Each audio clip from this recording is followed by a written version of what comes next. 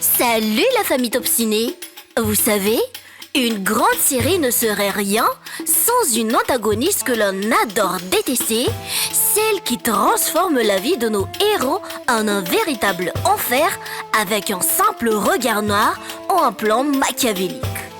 Aujourd'hui, on s'aventure du côté obscur pour classer les 10 antagonistes féminines les plus diaboliques, les plus calculatrices et reines de la méchanceté de vos séries indiennes préférées. Préparez-vous, car ce classement va être piquant. Merci de rester avec nous jusqu'à la fin. C'est parti!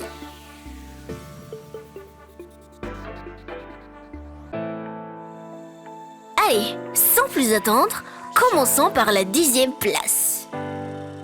Numéro 10, Didi Patel dans le gendre parfait. On commence en douceur, si on peut dire. Didi Patel, interprétée par la talentueuse Achint Kaur, n'est pas une méchante qui tue à tour de bras. Non, son poison est plus subtil. C'est une femme d'affaires impitoyable, obsédée par le statut social et l'argent. Sa méchanceté réside dans son snobisme, son arrogance et sa manière de traiter sa propre fille, Roshni, comme un pion dans son jeu de pouvoir. Elle est la définition même de la belle-mère de cauchemar, prête à tout pour séparer sa fille de l'homme qu'elle aime, simplement parce qu'il n'est pas de leur rang. Une méchanceté de salon, mais redoutablement efficace. Numéro 9, Mohini dans Ma vie sans elle. Ah, Mohini. Le genre de tante que personne ne veut avoir. Jouée par Ananya Carr, Mohini est l'archétype de la parente aigrie et jalouse. Son moteur principal, la cupidité. Elle ne supporte pas de voir l'héroïne Parvati ou Paro trouver sa place et son bonheur dans la famille. Ses armes sont les rumeurs, les complots mesquins et une cruauté psychologique constante. Elle est la preuve que le mal n'a pas besoin d'être spectaculaire pour être destructeur. Un vrai poison au quotidien. Numéro 8, Sherline Khurana dans l'œuvre du destin. On monte d'un cran avec Sherline Khurana. Avec son air angélique et ses saris parfaits, qui pourrait se douter qu'elle est une véritable machine à comploter? Interprétée par Rohit Chaturvedi, Sherline est la reine de la double vie. Elle passe des années à essayer de détruire la famille Luthra de l'intérieur, tout en jouant le rôle de la belle-fille parfaite. Manipulatrice, menteuse et alliée à d'autres personnages tout aussi tordus, elle est la source de 90% des problèmes de la série. Vous avez un plan diabolique? Appelez Sherline, elle en a probablement déjà 3 de près.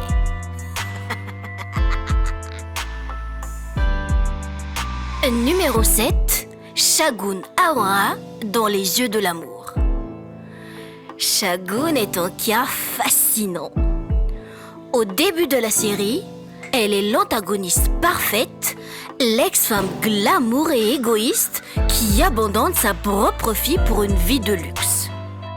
Jouée par la magnifique Anita Asanandani, sa méchanceté est d'abord motivée par la jalousie et l'ego. Elle utilise ses propres enfants comme des pions pour blesser son ex-mari et sa nouvelle femme, Ishita. Ce qui la rend si mémorable, c'est son évolution. Parfois, on la déteste, parfois, on a pitié d'elle.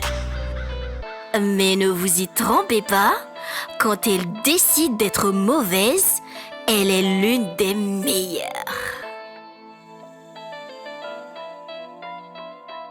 Numéro 6, Rajeshwari Singh Rajawat dans Notre temps viendra.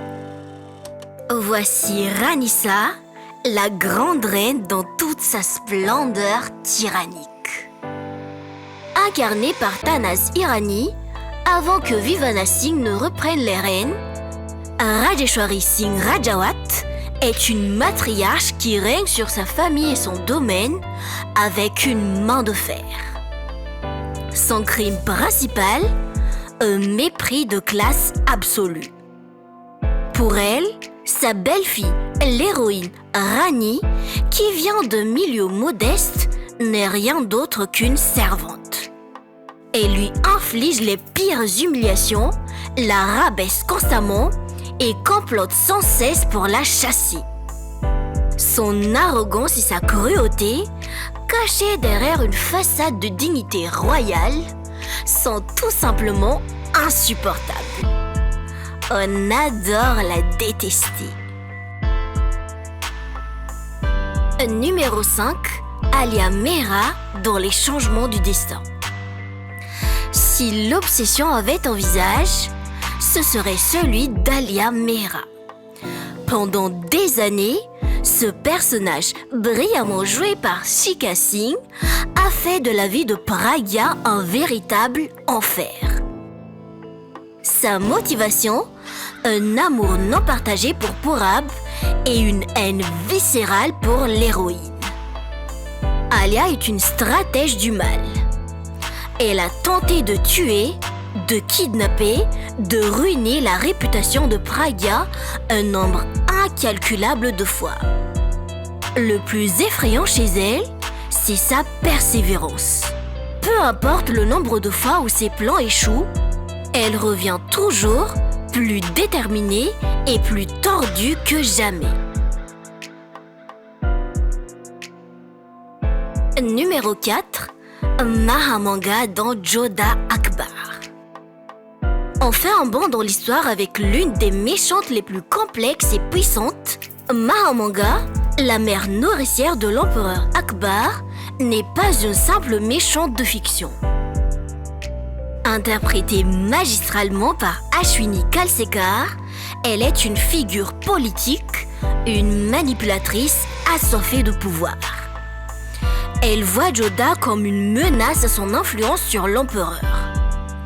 Sa méchanceté est froide, calculatrice et politique. Elle n'hésite pas à comploter, à trahir et même à tuer pour conserver son statut. Son intelligence et son ambition la rendent bien plus terrifiante que beaucoup d'autres. Numéro 3, Tanvir dans le destin d'Ozoya. Attention, on entre dans la catégorie des psychopathes. Tanvir, c'est le cauchemar ambulant.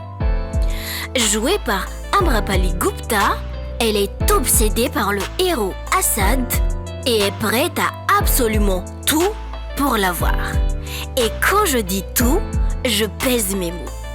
Elle a tué, menti, manipulé et elle est surtout célèbre pour une chose, sa capacité à survivre à tout et à revenir hanter les héros encore et encore, même sur plusieurs générations. Franchement, qui peut oublier ses yeux de verre et son sourire sadique? Tanvir n'a aucune limite, aucune morale. Elle est le mal incarné dans un emballage de designer. Numéro 2, Maya Mehrotra dans Obsession. L'obsession porte bien son nom et c'est à cause d'elle, Maya Mehrotra. Jennifer Winget a livré une performance qui est entrée dans la légende. Maya n'est pas juste méchante, elle est béate extrême.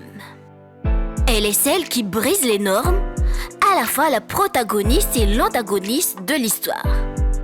Son amour pour Arjun n'est pas un amour, c'est une possession. Elle est une prédatrice qui isole sa proie, élimine toute personne qu'elle perçoit comme une menace, que ce soit la famille, les amis ou même sa propre mère. Ce qui la rend si terrifiante, c'est son intelligence et sa capacité à faire passer sa folie pour de l'amour passionné. Elle est la définition même de la relation toxique poussée à son paroxysme mortel. Une performance iconique pour une méchante héroïne inoubliable.